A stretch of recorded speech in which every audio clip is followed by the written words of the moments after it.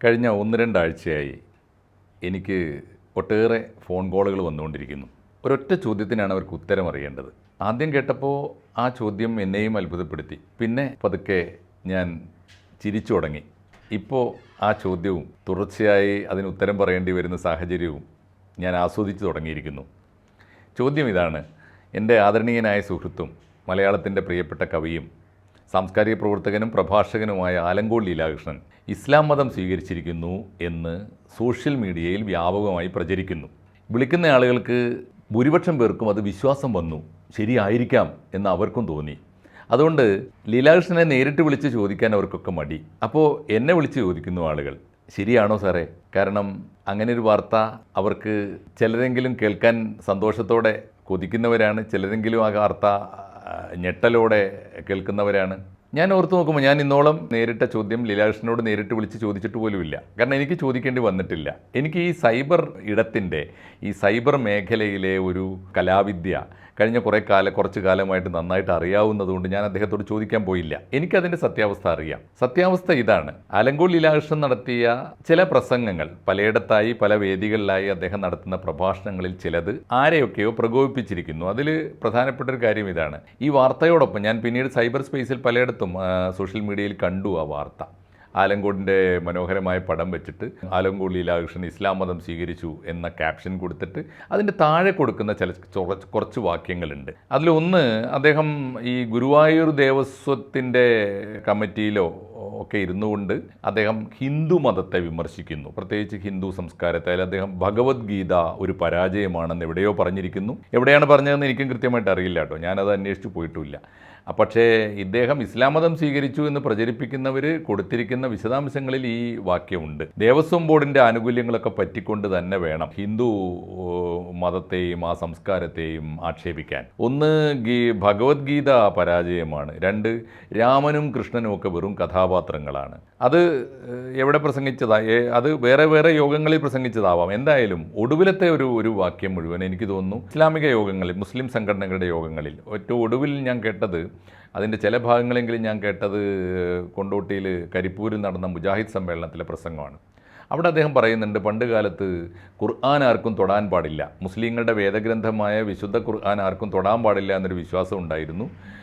അത് തൊട്ടാൽ, അമുസ്ലിങ്ങൾ ഖുർആൻ തൊട്ടാൽ അവരുടെ കണ്ണു പൊട്ടിപ്പോകുമെന്ന് അദ്ദേഹത്തിൻ്റെ സഹപാഠികളായ മുസ്ലിം കുട്ടികൾ പോലും വിശ്വസിച്ചിരുന്നു. പിന്നീട് ഞാൻ വളർന്നു വന്നപ്പോൾ ഞാൻ ഖുർആൻ്റെ വലിയ പരിഭാഷകൾ വായിച്ചു നോക്കിയപ്പോഴാണ് എനിക്ക് മനസ്സിലായത് ഖുർആൻ കണ്ണു പൊട്ടിക്കുന്ന ഗ്രന്ഥമല്ല, കണ്ണ് തുറപ്പിക്കുന്ന ഗ്രന്ഥമാണ്. ലീലാകൃഷ്ണൻ എവിടെയൊക്കെയോ പല വേദികളിലായി എന്നും ഒരുപാട് പ്രഭാഷണങ്ങൾ നടത്തുന്ന ഒരാളാണ്. അപ്പോൾ പല വേദികളിലായി പ്രസംഗിച്ചതിൻ്റെ പല വാക്യങ്ങൾ കൂട്ടിച്ചേർത്ത് ഒരു കൊളാഷ് പോലെ ഒരൊറ്റ പ്രസ്താവനയാക്കി മാറ്റിയിട്ടാണ് പ്രചരിപ്പിക്കുന്നത്. ഈ പ്രസ്താവനകളൊക്കെ കൂട്ടിച്ചേർത്തിട്ട് ഒടുവിലത്തെ ഇവരുടെ അനുമാനമാണ്. അതുകൊണ്ട് ആലങ്കോട് ലീലാകൃഷ്ണൻ ഇസ്ലാം മതം സ്വീകരിച്ചിരിക്കുന്നു എന്നാണ്. ഇത് സത്യത്തിൽ ഇത് ഉയർത്തുന്ന പ്രശ്നങ്ങൾ, ഒന്ന്, ഇത്തരത്തിൽ സംഭവിച്ചിട്ടില്ലാത്തൊരു കാര്യം പ്രചരിപ്പിക്കുന്നതിൻ്റെ ഒരു ശരി തെറ്റ് ധാർമ്മികത. അത് തീർച്ചയായിട്ടും അദ്ദേഹം നിയമപരമായി അതിനെ നേരിടാവുന്നതാണ്. അദ്ദേഹം അത് ചെയ്യുന്നുണ്ടോ, സൈബർ സ്പേസിൽ അന്വേഷണങ്ങൾക്ക് കൊടുക്കുന്നുണ്ടോ എന്ന് എനിക്ക് അറിഞ്ഞുകൂടാ. പക്ഷേ ഇത് ഉയർത്തുന്ന ചില പ്രശ്നങ്ങളുണ്ട്. ഒന്ന്, ഒരാൾ ഒരു വിഷയത്തിൽ ആ വിഷയവുമായി ബന്ധപ്പെട്ട ഒരു യോഗത്തിൽ ഒരു അഭിപ്രായം പറഞ്ഞാൽ ഉടനെ അദ്ദേഹത്തെ എവിടെയെങ്കിലും ഒന്ന് കളം തിരിച്ച് കുറ്റിയടിച്ചേ തീരൂ എന്നൊരു വാശി നമ്മുടെ സൈബർ സ്പേസിൽ കാണുന്നുണ്ട് കഴിഞ്ഞ കുറേ കാലമായിട്ട്. ഇപ്പോൾ മുസ്ലിം സമൂഹത്തെ ഏതെങ്കിലുമൊക്കെ ഇഷ്യൂ ബേസ്ഡ് ആയിട്ട് വിമർശിക്കേണ്ടി വന്നാൽ ഉടനെ അവനെ സംഘിയാക്കി മുദ്ര കുത്തുക. അങ്ങനെ പണ്ടിതിന് സമാനമായിട്ട് മുസ്ലിം വർഗീയതയൊക്കെ വിമർശിക്കുന്നവരെ കാഫർ എന്ന് വിളിച്ചിരുന്നു പണ്ട്. അപ്പോൾ മുഹമ്മദ് അബ്ദുറഹ്മാൻ സാഹിബ് ഉൾപ്പെടെ എത്രയോ വലിയ മതേതരവാദികളായ നേതാക്കന്മാരൊക്കെ അങ്ങനെ കാഫർ മുദ്ര കിട്ടിയവരാണ്. പക്ഷേ ഇപ്പോൾ അതിന് പകരം വിളിക്കുന്നത് മുസ്ലിം ഫണ്ടമെൻ്റൽസിനോ അല്ലെങ്കിൽ ആ വിഭാഗത്തെ അങ്ങനെ ആർക്കെങ്കിലും മതമൗലികവാദികൾക്ക് ഇഷ്ടപ്പെടാത്ത വല്ലതും പറഞ്ഞാൽ ഉടനെ സംഘി എന്ന് വിളിക്കും.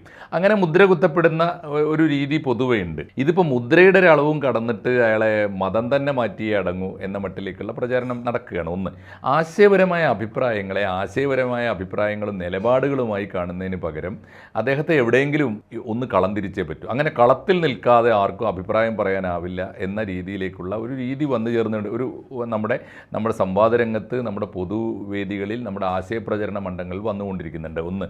രണ്ടാമത്തെ ഒരു പ്രധാനപ്പെട്ട കാര്യം, ഇസ്ലാമിക പ്രചാരണത്തിൻ്റെ പല വേദികളിലും ഞാൻ കാണുന്ന പല മുഖങ്ങളും വളരെ പ്രൊഫഷണലായിട്ട് അതാത് വേദിക്ക് ചേർന്ന മട്ടിൽ ഈ ഈ വലിയ പ്രസംഗങ്ങൾ നടത്തുന്നവരാണ്. പലപ്പോഴും ഇത് പ്രൊഫഷണലാണ് അത്തരം പ്രസംഗങ്ങൾ എന്ന് മാത്രമല്ല, പലപ്പോഴും പെയ്ഡാണെന്നുള്ള ആരോപണങ്ങളുണ്ട്.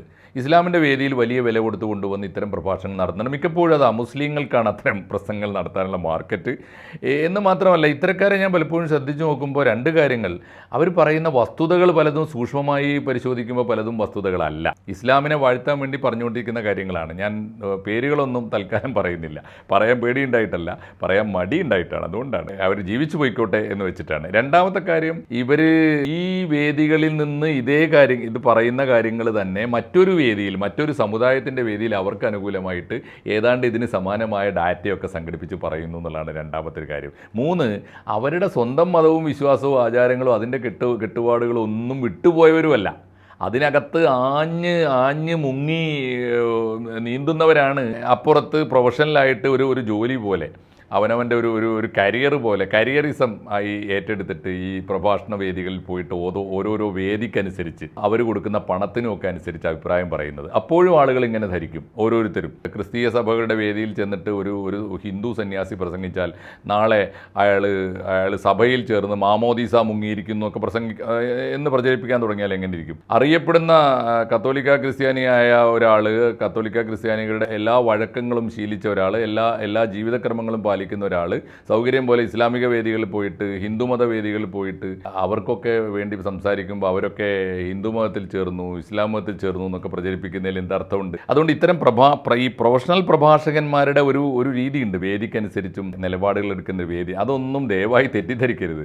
അതൊക്കെ ഏതെങ്കിലും മതത്തിൽ ചേർന്നതോടെ ആത്മാർത്ഥമായി ആ മതത്തിനോടോ അവർ പറയുന്ന അഭിപ്രായത്തോടോ നിലപാടുകളോടോ അവർക്ക് ഏതെങ്കിലും തരത്തിലുള്ള യോജിപ്പുണ്ട് എന്ന് പോലും വിശ്വസിക്കരുത്. അത് ആ വേദിക്കനുസരിച്ച് ഒരു അലങ്കാര പ്രഭാഷണം നടത്തിപ്പോരുന്നു എന്ന് ധരിക്കേണ്ടതേ ഉള്ളൂ. അതാണ് ഇതിൽ രണ്ടാമത്തെ കാര്യം. പ്രധാനപ്പെട്ട ഒരു കാര്യം നമ്മൾ ഓർക്കേണ്ടത്, രണ്ട് കൂട്ടർക്കും ചില പാഠങ്ങൾ ലീലാകൃഷ്ണൻ്റെ അനുഭവത്തിലുണ്ട് എന്ന് ഞാൻ വിചാരിക്കുന്നു. ഒന്ന്, ഒരു മനുഷ്യൻ്റെ നിലപാടുകളായി കാണുകയും നിലപാടുകളെ വിമർശിക്കുകയും ചെയ്യും. അപ്പോൾ ലീലാകൃഷ്ണൻ പറഞ്ഞ കാര്യങ്ങൾക്കൊക്കെ നിലപാടുകൾക്ക് മറുപടി പറയാൻ എന്തെല്ലാം വഴിയുണ്ട്. ഇപ്പോൾ യോഗകലാ സാഹിത്യയുടെ സംസ്ഥാന പ്രസിഡന്റാണ് ലീലാകൃഷ്ണൻ. അദ്ദേഹം ഇങ്ങനെ ഭഗവത്ഗീത പരാജയമാണ് എന്ന് അദ്ദേഹം പറഞ്ഞിട്ടുണ്ടെങ്കിൽ, അദ്ദേഹം ഇരിക്കുന്നതിന് മുമ്പ് ആ കസേരയിലിരുന്ന വലിയ മനുഷ്യൻ ഇപ്പോഴും ജീവിച്ചിരിപ്പുണ്ട്. അദ്ദേഹത്തിൻ്റെ പേര് സി രാധാകൃഷ്ണൻ എന്നാണ്. ഭഗവത്ഗീത പരാജയമല്ല എന്ന് പറയാൻ സി രാധാകൃഷ്ണൻ്റെ ഗീതാദർശനം മാത്രം മതി. അതുകൊണ്ട് മതേതരവാദികൾക്ക് മതേതര പക്ഷത്ത് തന്നെ നിന്നുകൊണ്ട് ലീലാകൃഷ്ണൻ്റെ നിലപാടുകൾ അദ്ദേഹം പറഞ്ഞതാണെങ്കിൽ ആ നിലപാട് കൊണ്ട് വിമർശിക്കുകയാണ് വേണ്ടത്. പ്രഭാഷണത്തെ പ്രഭാഷണം കൊണ്ട് വിമർശിക്കുകയാണ് വേണ്ടത്. അതല്ലാതെ അദ്ദേഹത്തെ ഒരു അഭിപ്രായത്തിൻ്റെ പേരിൽ വേറെ ഏതെങ്കിലും ഒരു മതത്തിൽ ചേർത്ത് മുദ്ര കുത്തി പൊന്നാനിക്ക് അയക്കുകയല്ല. അദ്ദേഹം പൊന്നാനിക്കാരനാണ്, ഇനി പൊന്നാനിക്ക് പ്രത്യേകിച്ച് അയക്കേണ്ടതില്ല. അപ്പം ഞാൻ പറയുന്നത് ഇങ്ങനെ എല്ലാത്തിനും അങ്ങനെ മറുപടി വെക്കും. രാമനും കൃഷ്ണനും വെറും കഥാപാത്രങ്ങളാണ്. എനിക്ക് തോന്നുന്നത് കവിയായ ഒരാൾ അങ്ങനെ അഭിപ്രായം പറയാൻ ഇടയില്ല. കാരണം ഈ കഥാപാത്രങ്ങൾ, മിത്തുകൾ, ഇതൊക്കെ തന്നെയാണ് വിശ്വാസങ്ങളായി തീരുന്നത്. കഥാപാത്രങ്ങൾ, നമ്മുടെ ഭാവനയിൽ വിരിഞ്ഞ കഥാപാത്രങ്ങൾ, പലപ്പോഴും മഹാകവികളുടെ മഹാമുനികളുടെയൊക്കെ ഭാവനയിൽ വിരിഞ്ഞ കഥാപാത്രങ്ങൾ എന്ന് പറയാവുന്നത് പിന്നീട് അത് മിത്തുകളായി മാറുന്നു. അവർക്ക് പല ദൈവങ്ങൾക്കും പണ്ട് രൂപം ഉണ്ടായിരുന്നില്ല. പിന്നീട് നമ്മുടെ കിളിമാനൂർ കൊട്ടാരത്തിലെ രാജാരവിവർമ്മ വരച്ച ചിത്രങ്ങളാണ് നമ്മുടെ മനസ്സിൽ ദൈവങ്ങൾക്ക് രൂപം ഉണ്ടാക്കി തന്നത്. ദൈവം എന്ന സങ്കല്പം ഉണ്ടാവാം, ദൈവം എന്ന ശക്തി ഉണ്ടാകാം, പക്ഷേ അതിന് രൂപങ്ങൾ ഉണ്ടാക്കുന്നത് ഇത്തരം കവികളുടെയും കലാകാരന്മാരുടെയും ഭാവനയിലാണ്. അതുകൊണ്ട് അവരൊക്കെ വെറും കഥാപാത്രങ്ങളാണ് എന്ന് പറയുന്നത് എന്തുമാത്രം മണ്ടത്തരാവും. കാരണം ഈ കഥാപാത്രങ്ങളും മിത്തുകളും ഒക്കെ തന്നെയാണ് ക്രമേണ ലക്ഷക്കണക്കിന് മനുഷ്യരുടെ വിശ്വാസമായി തീരുന്നത്. വിശ്വാസമായി തീർന്നാൽ അത് പവിത്രമായി നമ്മൾ ബഹുമാനിക്കേണ്ട ഒന്നാണ്. അതാണ് മതമായി തീരുന്നത്, അതാണ് വിശ്വാസമായി തീരുന്നത്. വിശ്വാസത്തെ നമ്മൾ ബഹുമാനിക്കാൻ ബാധ്യസ്ഥരാണ് ഒരു ജനാധിപത്യ സമൂഹത്തിൽ. കാരണം എനിക്ക് എൻ്റെ വിശ്വാസം ശരിയെന്ന് തോന്നും, എൻ്റെ സഹോദരന്മാർക്ക്, എൻ്റെ ഏത് കൂട്ടുകാരനോ അവൻ്റെ വിശ്വാസം ശരിയാണ്. വിശ്വാസത്തിന് ഒരു ന്യായവും ഒരു യുക്തിയും മാത്രമേ ഉള്ളൂ, അത് വിശ്വാസം ആണ് എന്നതാണ്. അതിൽ വിയോജിക്കാനുള്ള ഒറ്റ കാര്യമേ ഉള്ളൂ. വിശ്വാസത്തോട് നമുക്ക് കലഹിക്കേണ്ടി വരുന്നത്, വിശ്വാസത്തെ വിമർശിക്കേണ്ടി വരുന്ന ഒറ്റ കാര്യത്തിലാണ്. എപ്പോഴെങ്കിലും ഒരാളുടെ വിശ്വാസം മറ്റൊരാൾക്കോ ഭൂമിയിലെ ഏതെങ്കിലും ജീവജാലങ്ങൾക്കോ ദോഷം വരുത്തുന്നുവെങ്കിൽ ആ വിശ്വാസം അന്ധമായ വിശ്വാസമാണ് നമ്മൾ പറയും. അത്രയേ ഉള്ളൂ. അത്ര മാത്രമേ അത് ചെയ്യേണ്ടതുള്ളൂ. അല്ലാതെ രാമനും കൃഷ്ണനും ഒക്കെ കഥാപാത്രമാണ് എന്ന് ലീലാകൃഷ്ണൻ പറഞ്ഞു എന്ന് എനിക്കറിയില്ല. പറഞ്ഞെങ്കിൽ അതിനെ ഒരു ആശയമാക്കിയെടുത്ത് അദ്ദേഹത്തിൻ്റെ നിലപാടാക്കിയെടുത്ത് നിലപാട് കൊണ്ടാണ് മറുപടി പറയേണ്ടത്. ഇത്തരം എല്ലാ കാര്യങ്ങൾക്കും ഈ ഖുർആനെക്കുറിച്ചുള്ള നിലപാടുകൾ ഖുർആൻ്റെ തന്നെ വാക്യങ്ങൾ വെച്ച് ഖുർആൻ്റെ തന്നെ അനുയായികൾ പിൽക്കാലത്ത് ഇപ്പോഴും നമ്മുടെ മുമ്പിൽ നടത്തിക്കൊണ്ടിരിക്കുന്ന ജീവിതം വെച്ച് ഖുർആനെക്കുറിച്ചുള്ള ക്ലെയിമൊക്കെ തന്നെ ആളുകൾക്ക് വിമർശിക്കാവുന്നതേ ഉള്ളൂ, അതിനെ നേരിടാവുന്നതേ ഉള്ളൂ. അഭിപ്രായങ്ങളെ അഭിപ്രായം കൊണ്ടാണ് നേരിടേണ്ടത്, പ്രഭാഷണത്തെ പ്രഭാഷണം കൊണ്ടാണ് നേരിടേണ്ടത്, കലാപ്രവർത്തനങ്ങളെ കലാപ്രവർത്തനം കൊണ്ടാണ് നേരിടേണ്ടത്, സാംസ്കാരിക പ്രവർത്തനങ്ങളെ സാംസ്കാരിക പ്രവർത്തനം കൊണ്ടാണ് നേരിടേണ്ടത്. അല്ലാതെ സൈബർ സ്പേസിൽ ഇരുന്നു കൊണ്ട് ഒരു മനുഷ്യനെ ഏതെങ്കിലും തരത്തിൽ മുദ്ര കുത്തി, ചാപ്പ കുത്തി, കളം തിരിച്ച്, മതം മാറ്റി ആക്ഷേപിച്ചുകൊണ്ടല്ല എന്ന് മനസ്സിലാക്കാൻ ലീലാകൃഷ്ണൻ്റെ ഈ അനുഭവം കേരളത്തിൻ്റെ സാംസ്കാരിക രംഗത്തിന് പൊതുവെ ഒരു പാഠമായി തീരട്ടെ. സൈബർ സ്പേസിൽ ഇരുന്നുകൊണ്ട് ഇത്തരം കുറ്റകൃത്യങ്ങൾ നടത്തുന്നവർക്കും അതൊരു പാഠമാകട്ടെ. നമസ്കാരം. കൂടുതൽ വാർത്തകളും വിശേഷങ്ങളും നിങ്ങളിലേക്ക് എത്താൻ ABC മലയാളം സബ്സ്ക്രൈബ് ചെയ്യുക, ബെൽ ബട്ടണും അമർത്തുക.